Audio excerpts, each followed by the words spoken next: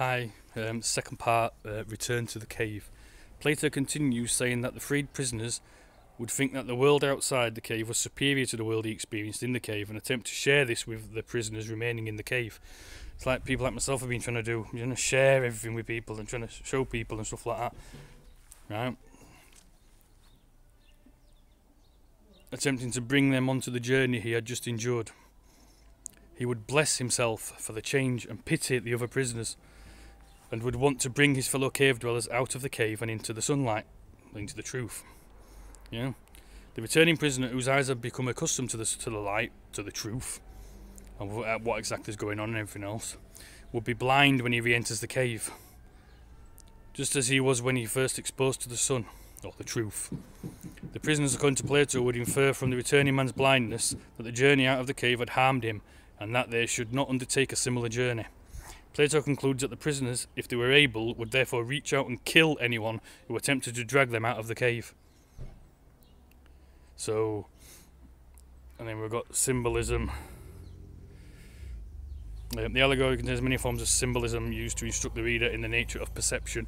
The cave represents superficial physical reality. It also represents ignorance, as those in the cave live accepting what they see at face value. Ignorance is further represented by the darkness that engulfs them, because they cannot know the true objects that form the shadows, leading them to believe the shadows are the true forms of the objects.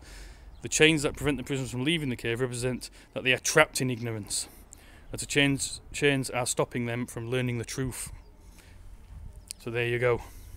It says the shadows cast on the walls of the cave represent the superficial truth, which is the illusion that the prisoners see in the cave. The freed prisoner represents those who understand that the physical world is only a shadow of the truth. And the sun that is glaring in the eyes of the prisoners represents the higher truth of ideas.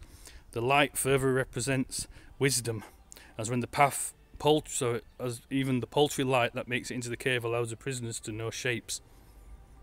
And then there's themes in the allegory appearing elsewhere in Plato's work, in a scholarly discussion and influence. I'm not going to do all that. I'll leave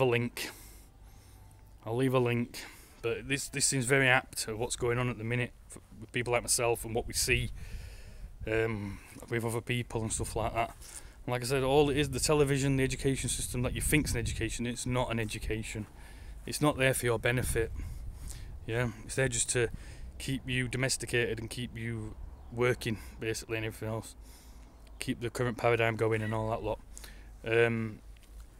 But yeah, the allegory of the cave, it's very apt, like I said. And like I said, we see this all over the place. The prisoners wanting to not listen and not look and stuff like that and everything else. Yeah. Alright. Okay. That's it. Thank you. Goodbye.